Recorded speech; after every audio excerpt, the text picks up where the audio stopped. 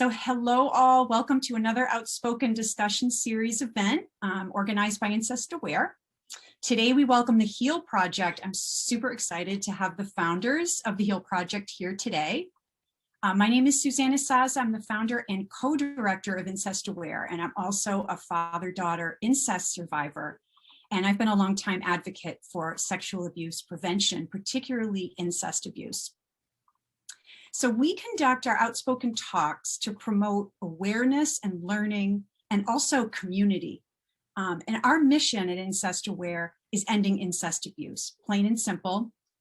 We're also working to elevate awareness and support survivors and their communities. So it's a pretty broad goal. So we have a website, which is incestaware.org. If you want to learn more about us, you can check it out.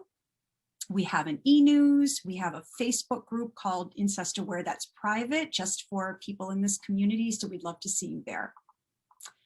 So in today's session, we are going to be talking with the founders of the HEAL Project about a really important topic, embracing pleasure, reclaiming our bodies after child sexual abuse. So I'll tell you a little bit about the HEAL Project. They're a BIPOC-led, trans non-binary-led, and survivor-led educational initiative. And they use the media to prevent and end child sexual abuse through healing the wounds of sexual oppression and embracing sexual liberation. They seek a fundamental change in childhood sexual abuse prevention through creative solutions for harm prevention and reduction that empower communities, families, and what I think is super important is children themselves. Our two guests are the HEAL Project's founders. Ignacio Rivera, MA, is a cultural sociologist with expertise in sexual trauma, healing, and liberation for marginalized people. They are an internationally known gender nonconforming speaker, trainer, and consultant. They're the founder and executive director at the HEAL Project. And we're also joined by Aredvi Azad, who is a certified sex and relationship coach and an educator, writer, and speaker who has been producing educational media on gender and sexuality, kink and BDSM, and intersectional approaches to relationship building for the past decade. An Iranian-American immigrant, Aredvi is co-executive director at the HEAL Project. So we are going to be chatting with these two powerhouses to explore the relationship between incest and child sexual abuse and attitudes about sex and sexuality, ability to experience sexual pleasure and partner intimacy. And these elements are really often made complicated by our damaging sexual abuse experiences. So I am so happy to welcome both of you here. So welcome. Thank you so much for having us here. Thank you. Sure, we're honored. So I'm just going to jump right in. I'd like to start by asking both of you, what led you here? What led you to this mission of healing the wounds of sexual oppression and embracing sexual liberation? You know, what inspired you to go down this path and start the HEAL Project? So Ignacio, why don't I start with you? It's interesting. Usually when I tell this story, I say I'll start. This is a love story between Aredvi and I. This is my intellectual soul mate. I started the HEAL Project many years ago. With a kind of a different mission. And then 15 years after that, with funding and the help of Aredvi, they helped me to really push that idea. And so when I first started, my story is I am a survivor of child sexual abuse and my sister was my abuser. And when I wanted to start talking about it and getting help about it, there was really no information about, at the time, female to female sexual abuse. And so I couldn't find any real information. There was very little written on it. And so I started learning about stuff and trying to do my own healing. I'm a performance artist, so I created a show.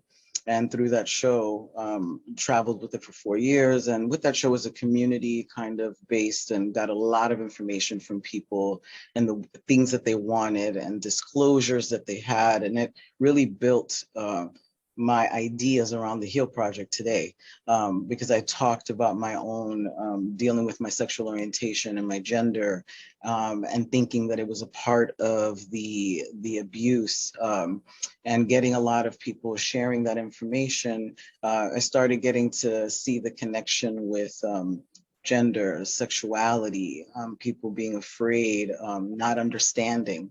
And so I took that idea and tried to do some work with it. But back 15 years ago, people were not really funding that kind of work. It wasn't really as popular as it is today.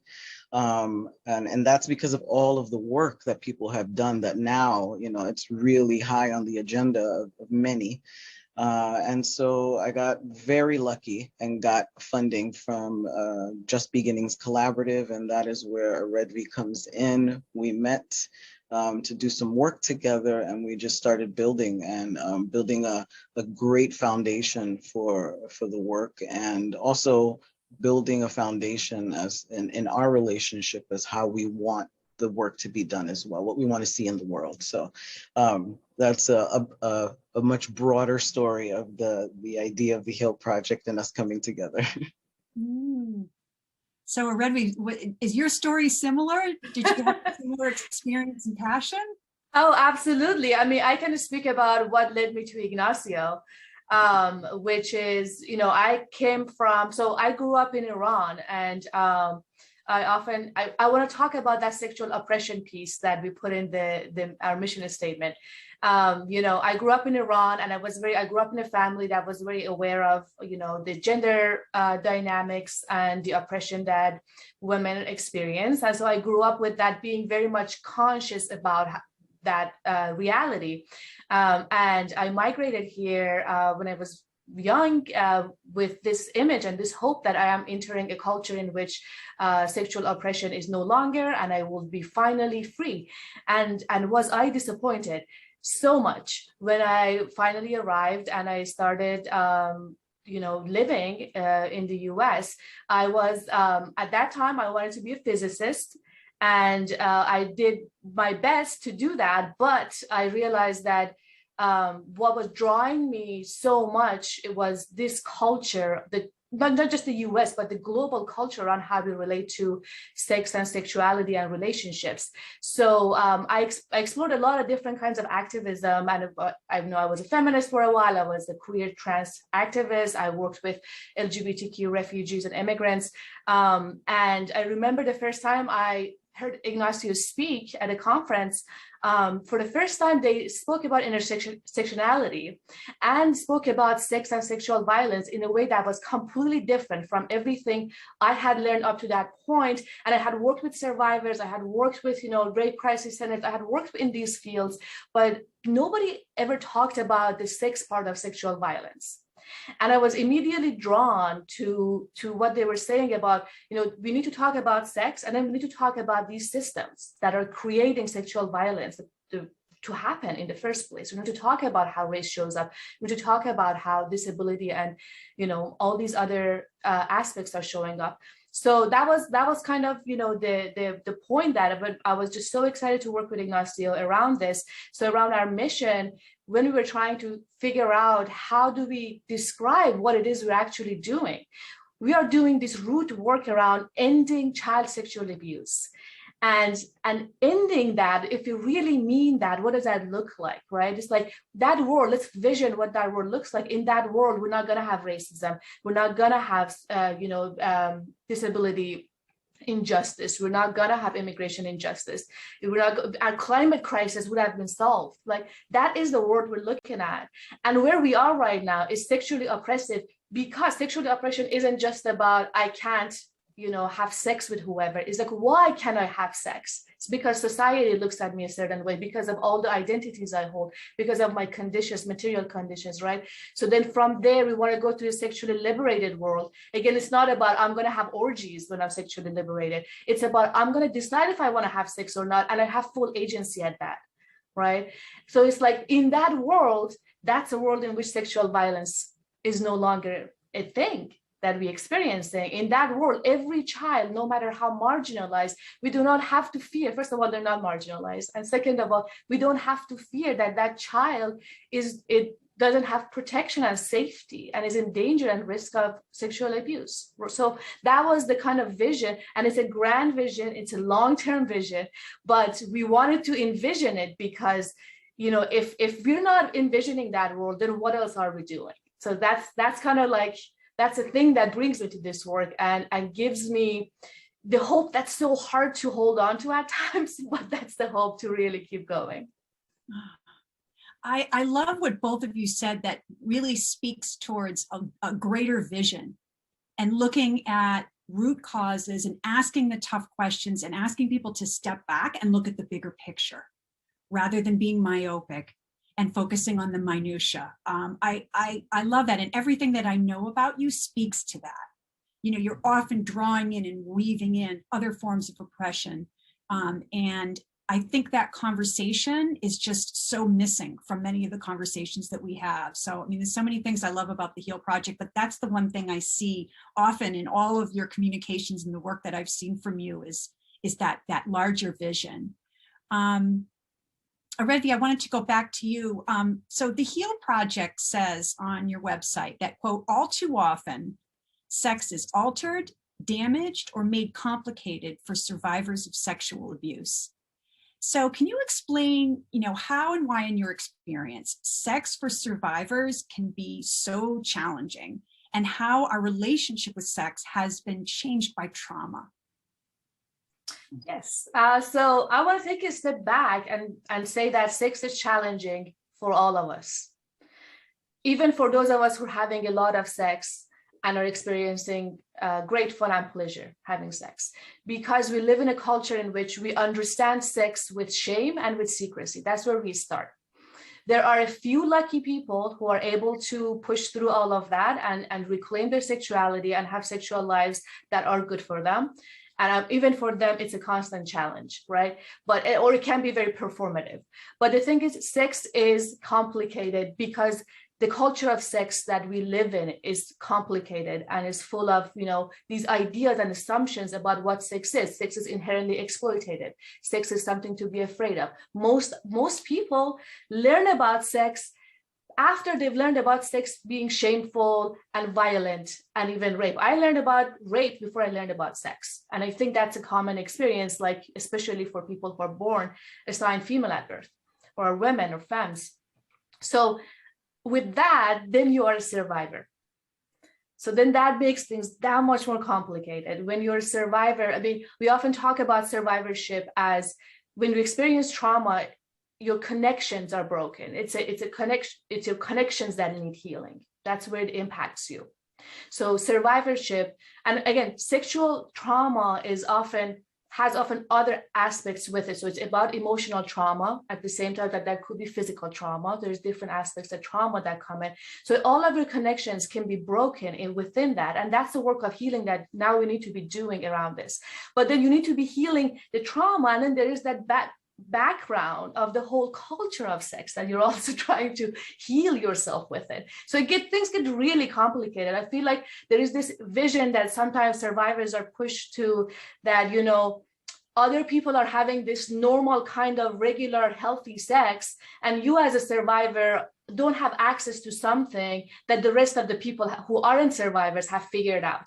And it can be really challenging as a CSA survivor, because again, like with any kind of childhood trauma, you've never had an experience of what else is normal before you experience trauma. There is nothing to be like, oh, this happened and that's how I changed. You have no idea. Your normal is from the beginning that difference, right?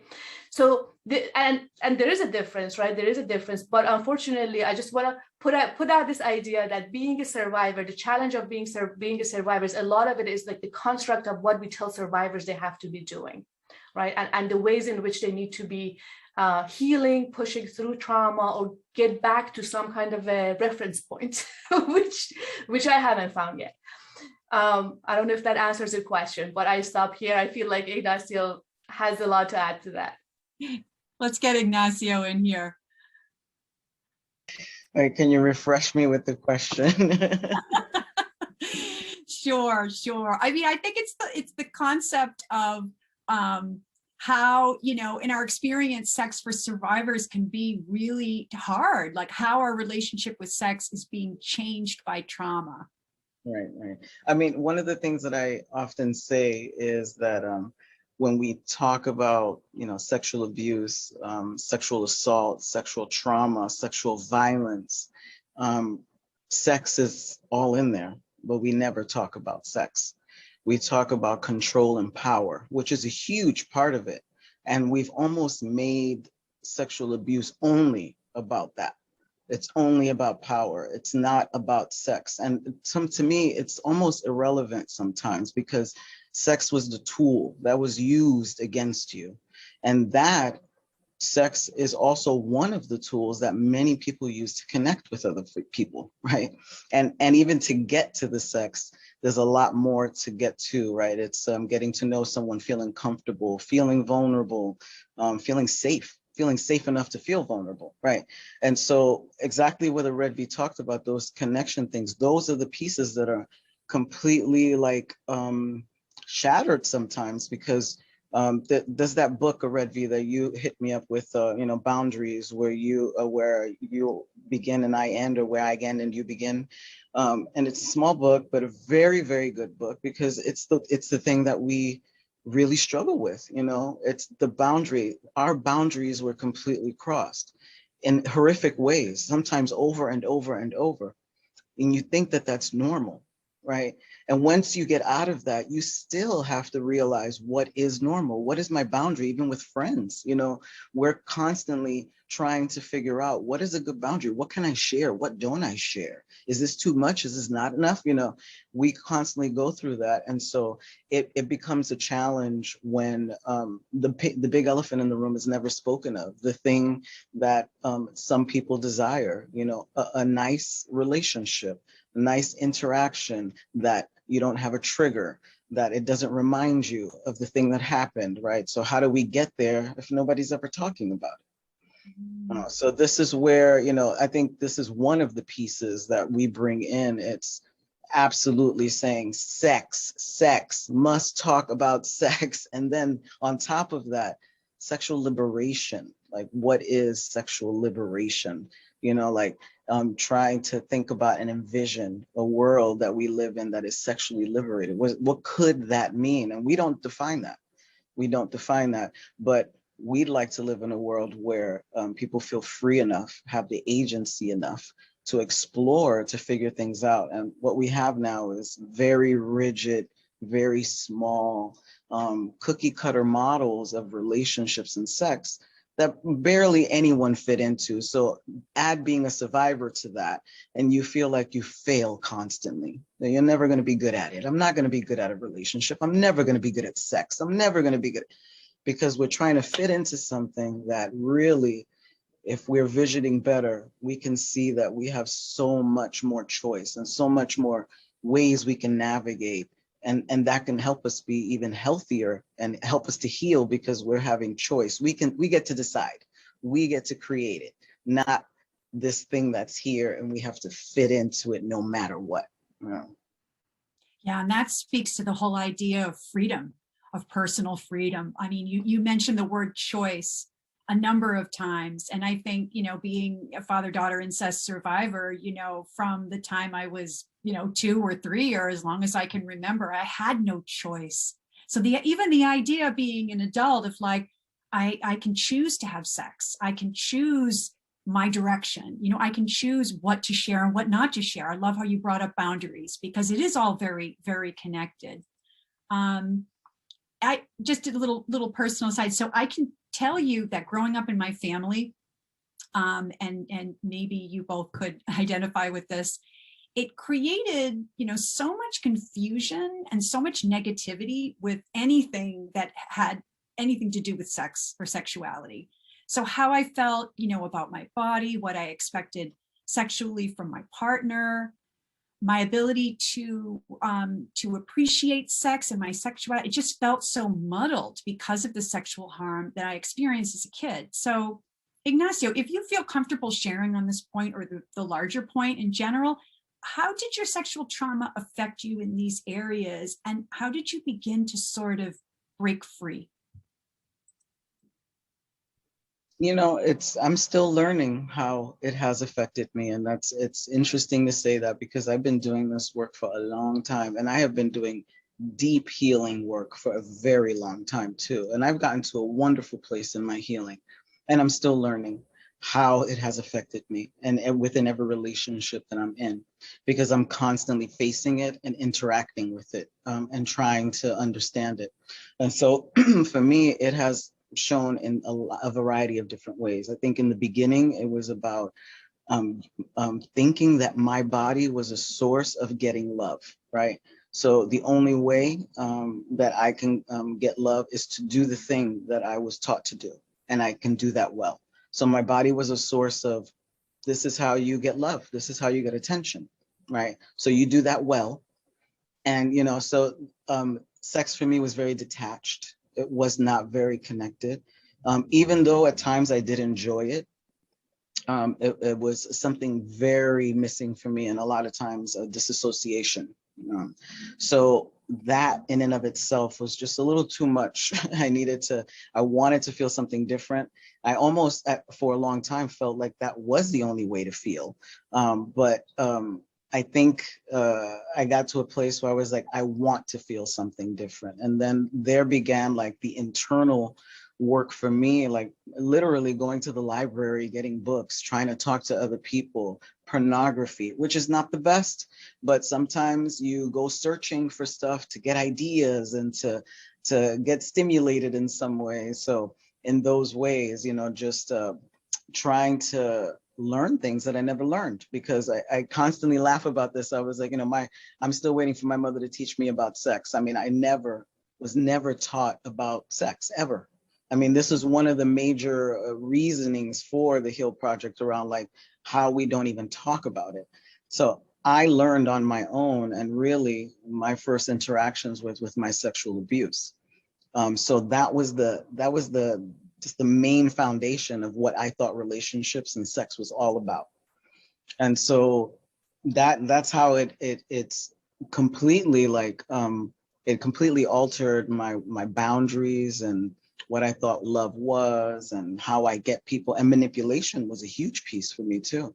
My harm doer was a massive manipulator, and I found myself using those same techniques, right? And so picking up that kind of techniques and seeing it, and once I saw it, I felt I need to change this. This is not good behavior. But I'm very happy that I got to see it and try to work through it. But those are just like tiny bits of things, but there are so many layers, things that come up, how sometimes you don't say things when you know you should, because you don't want to, mess things up. It's making yourself smaller. Lots of things like that, trying to not have any confrontation. And at times, just hypersexuality, that was not safe, and so all of those things are possibilities. They're not necessarily the things that everyone goes through, but there are some things. Yeah. Mm-hmm. Mm-hmm. And I hear those similar themes from incest abuse survivors. And thank you for your vulnerability and sharing that about yourself, about learning these behaviors and then growing up and finding yourself using those behaviors in certain ways and recognizing it. And I think so many people don't get to that point. And that speaks to the healing. You mentioned you do a lot of deep healing work, and that's so important. I'm really interested. I want to ask this question of both of you, and Aredvi, I'll start with you. One of the aspects of your work that I really appreciate so deeply is how you analyze how oppression intersects with sexuality and trauma. So I was looking on your website about all the workshops that you offer, and like I wanted to take every one when I was reviewing them. But one of them was really interesting. You dissect this concept of sexual liberation, freedom, and privilege, and how it interacts with race and class and gender. So you ask the question, what is sexual liberation in a country, and Aredvi, we're talking about this, in a country in which the dominant culture is white, heterosexual, male-dominated, anti-trans, and how does oppression show up in our bedrooms and between our legs? So can you tell us a little bit more about this dovetailing of oppression and sexuality. You know, how might healing be, you know, even similar or different for people across the range of gender identities and orientations? There's a lot packed into that question. So whatever you want to jump into and tackle. That could be an hour right there. Sure. I mean, as I mentioned a little earlier, part of the work we do is to really open up what sexual liberation actually looks like, or what it's not. I guess it's more of the question, because I think a lot of times, you know, people understand sexual liberation as, here is like some white folks having an orgy in a forest, running around naked, and that's sexual liberation. Or here is like, you know, a sex club full of like gay men in leather. That's sexual liberation. And that can be sexual liberation. But what we really are working on is that I see sexual liberation as, first of all, I say sexual liberation to me is everything feminism never gave me.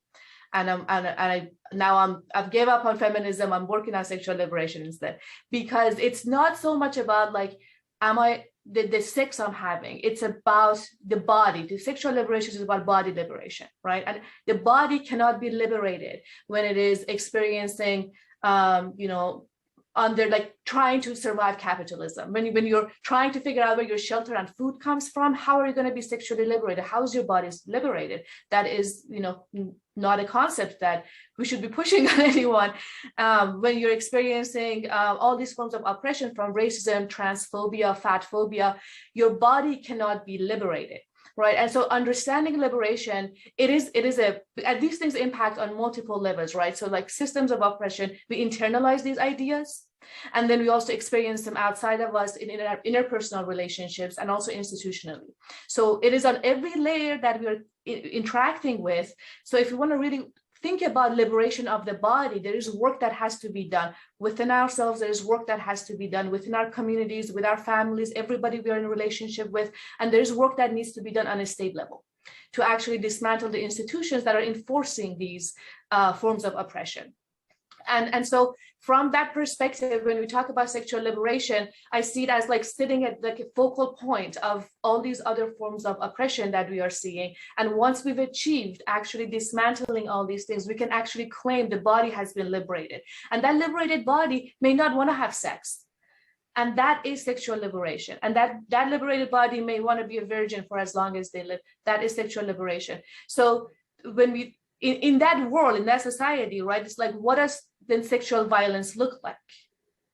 How do we imagine sexual violence happening in a society where you know, you have access to, your survival needs are met, so you don't have to stay with an abuser just because you're worried about shelter or your children, or you're worried about how you're going to feed yourself.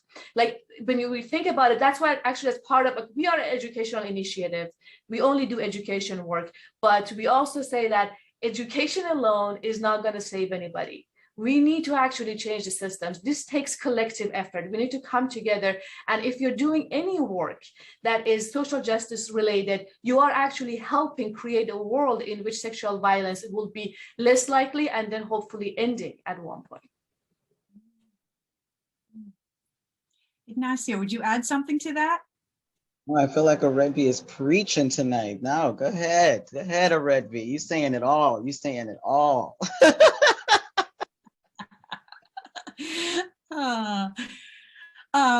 All right, so let's move on, because Aredvi, you just mentioned something that I wanted to talk to you both about. I've talked to so many people who have given up on sex, and I'm just thinking back, the age of many of the people that I've spoken with about this topic tends to be 50s, 60s, 70s, people who have had really a lifetime of sex and have just said, I just cannot be intimate. I hate it. Sex terrifies me, gives me flashbacks. And of course, this happens to people of all ages. So for survivors who are listening to this and who have really lost all hope for having any sort of sexual satisfaction or excitement or pleasure, what would you say about their ability to have and feel these things? I mean, what sort of hope do you offer? What might be some steps or some things for people to begin to think about to unravel?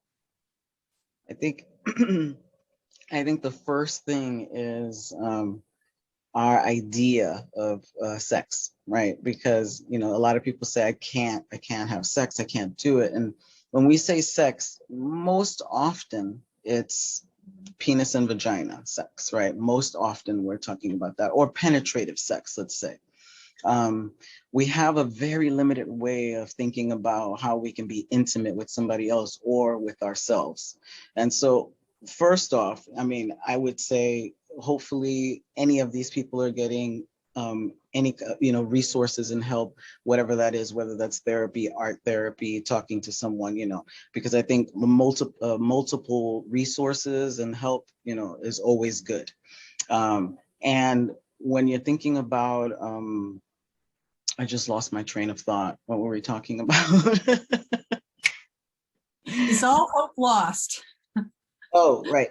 Oh, yes. And so I think that because our ideas are very limited, where we lose hope in terms of how we can. So like Aredvi and I have a sexuality and healing model, and we kind of show these 9 pillars on this model to kind of expand the idea of what we mean when we say sex. So sex is one of the little circles in there, and outside of that, there's so many other things. It's like masturbation and body exploration, there's fantasy, there's role playing, there's some spiritual sex, there's many other ways to navigate. And so for me, it's sometimes it is about allowing ourselves to be curious and to try to explore, whether that's through literature or to actually doing things, because there are a lot of different ways that we can be in our own bodies and feel pleasure that doesn't have to be, you know, the way that we always think, right?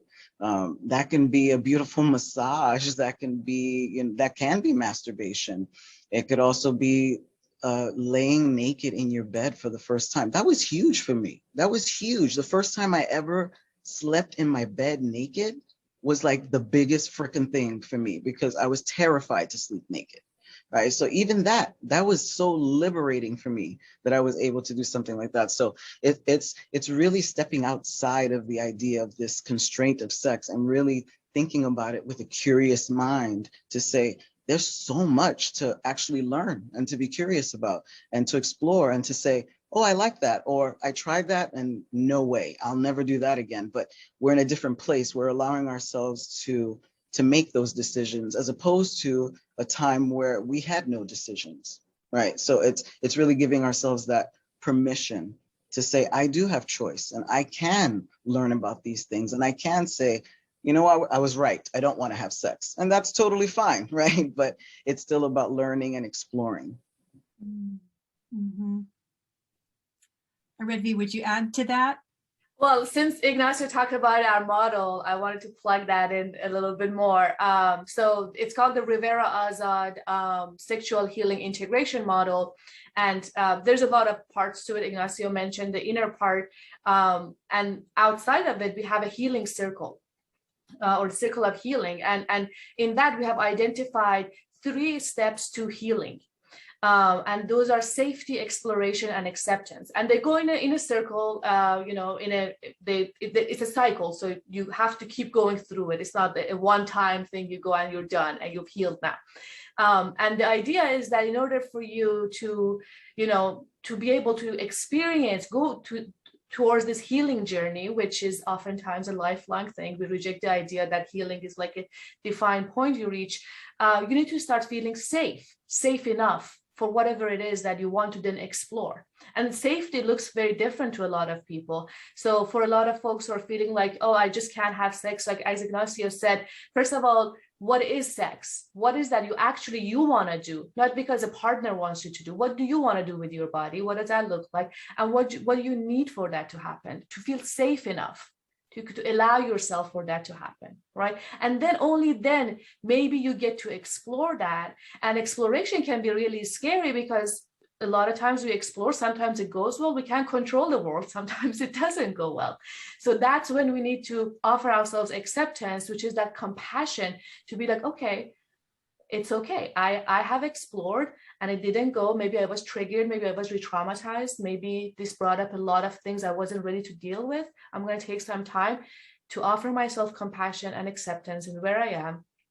And then at some point come back to that safety. So I want to say this because I think that acceptance of what Ignacio talked about, if you're deciding you don't want to have sex, maybe that is the right thing for you, or maybe the kind of sex you want to have is, outside of the mainstream notions of what sex looks like. Accepting that can be extremely empowering, and perhaps maybe the missing piece from bringing you back to safety so you can then begin exploring. For me, a lot of my sexual trauma was around oral sex.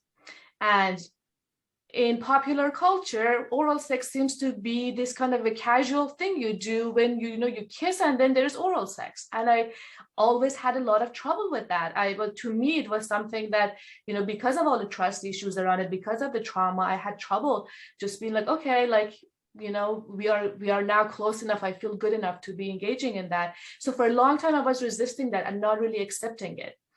And once I accepted that, I accept if I never can do oral sex, that's okay. I accept that. I'll be okay. There's so much other things I can do. And the moment I actually accepted that, then I started being vocal about it. At first, I would have these disclaimers. Hey, I'm so sorry. I've had sexual trauma. I can't do oral sex. Just so you know, this is a thing about me. And then I was like, they don't even need to know. That is part of my story. If I want to, I share it. If I don't have to share that. But this is my boundary. Just so you know, oral sex will not come to me, may not come to me. I don't know, but may not be on the table. And so it actually helped me select partners who were right for me and good for me and were there to explore with me around the things I wanted to explore, and not just full check these boxes of we have to do these things now because this is called sex and now we've done it. Mm-hmm. Awesome. As we're talking, I think the one thing that keeps coming back to me, and an issue that I'm really intrigued in talking to people about and getting perspective, is how does porn overlap with all of this, right? Because many survivors in our movement are absolutely opposed to the making or the use of pornography. Other people are fine with it. And so I'm wondering what you think. I think, Ignacio, you brought up pornography earlier in the conversation about being sort of a teacher, kind of an introductory lesson of sorts. So where do you stand without making, putting you like a politician on the up at the podium? What do I say on pornography in general, or pornography How does this, because I think Aredvi, when you're talking about what the expectations are of people for how you're supposed to be sexual, right? I have a 14-year-old. So of course we've talked about porn because he's had a cell phone. His friends have had cell phones. I mean, they have access to pornography, long before 14. And so, that's always been a challenging piece for me to navigate with him. So for many of us, pornography is our first look at sexuality. So what do you think about that? Well, I have a lot to say about pornography because I think that the bigger argument is not about pornography itself, but the conversations we're having about pornography. Because pornography, if we take it for what it is, now this is aside from workers. I'm not talking about workers and how workers are treated and things like that. I'm talking about just pornography in and of itself. Pornography is what billion or trillion dollar business that will never go away because it is in high demand. People love it. And why do people love it? Because it is fantasy. It is, people get fantasies and they get actors to make that fantasy look real good and real sexy and real perfect and all of that, right?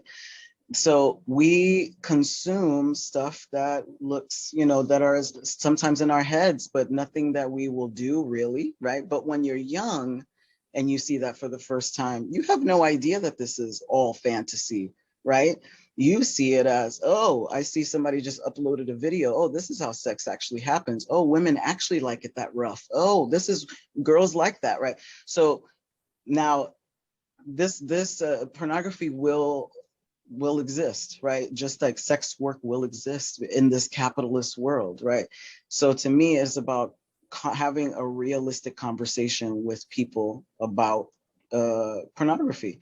It's fantasy based. If you look at it as fantasy and you allow for questions afterwards, I think that that's a beginning. And there's a lot of good, they call feminist porn now, queer porn. I'm an ex-sex worker myself, and so there are queer porn and feminist porn that are made by queer people. There's porn that are made by women, and so you can look at the plethora of porn made, and you can try to judge which is ethical and which isn't. But the reality is they all exist, and so people have access to it all of the time. So what are we talking about?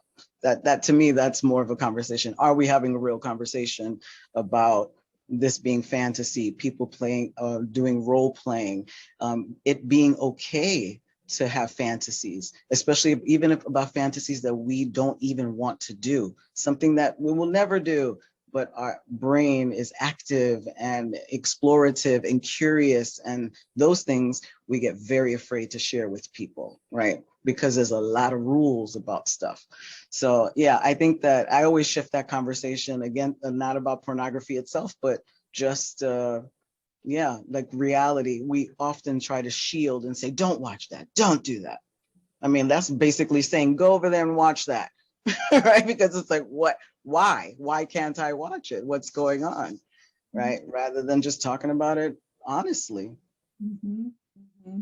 And that seems to be the piece that's really and truly missing. And I think this leads right into my last question for you both, that I mentioned I'm a parent of a 14-year-old, and parents have, virtually no preparation for helping children be sex positive and verbal with their curiosity and questions. I think, many parents are talking to their kids about maybe safe sex, maybe they're not talking to them at all, but the concept of being sex positive and encouraging that curiosity and questions. So, I mean, I've struggled at times with my son, how to broach topics of sex, consent, masturbation, desire, all of these things. I've had no teaching. Parents have no teaching, and unless you actually go out there and seek it out. So what are some resources for parents? I mean, especially for parents who are survivors ourselves, are there good resources for beginning to navigate this terrain with our kids?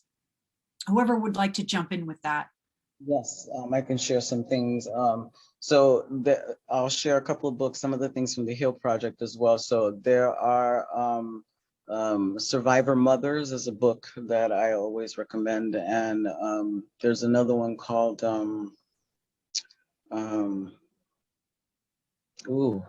Survivor Mothers, and I'll think of the other one.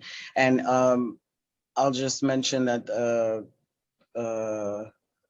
sex positive families, they don't deal with sexual abuse, but this woman runs the organization, and she really is about teaching parents and giving them the tools to talk to their children about sex in a positive way. And then I will plug, of course, Scarlet Teen. I think it's one of the best websites for young people and for adults, really, on everything about sex and very sex positive. And then, of course, I'm going to plug Pure Love Talks, which is a show that we have at the Heal Project, and I did with my daughter, my adult daughter. And it's basically a show about how I raised her in a sex positive household. And being a survivor, being queer, trans. We talk about a lot of things very openly and honestly, talk about mental health, talk about kink, talk about a whole bunch of stuff. So, and my grandson makes a little cameo in the shows. We have 2 seasons of that. And so I would recommend folks watching those episodes. And what is the name of that series again? I want to get that in the chat. Your Love Talks. Your Love Talks? Pure, like pure love. Pure. Okay, so Pure Love Talks, and that's on YouTube. Yes. On YouTube. Okay. Yes, I did see one of your videos, Ignacio, with I guess it was with your grandson. He kept like popping up, and as you're having the conversation. And I thought to myself, like, isn't this how we should be doing it? right? Isn't this how we should be talking about this? It does not have to be formal face-to-face anxiety-ridden kids, you know, safely out of the room. I really love that approach. I could talk to you both forever. I mean, I always end these talks saying like, I'm just getting started, but we have 10 minutes left, and we have folks that are joining us on Zoom, and I would like to have them have a chance to ask some questions. So before we put our cameras on, I'm going to go ahead and stop the recording now. And thank you so much for this interview, Ignacio and Aredvi. Thank you.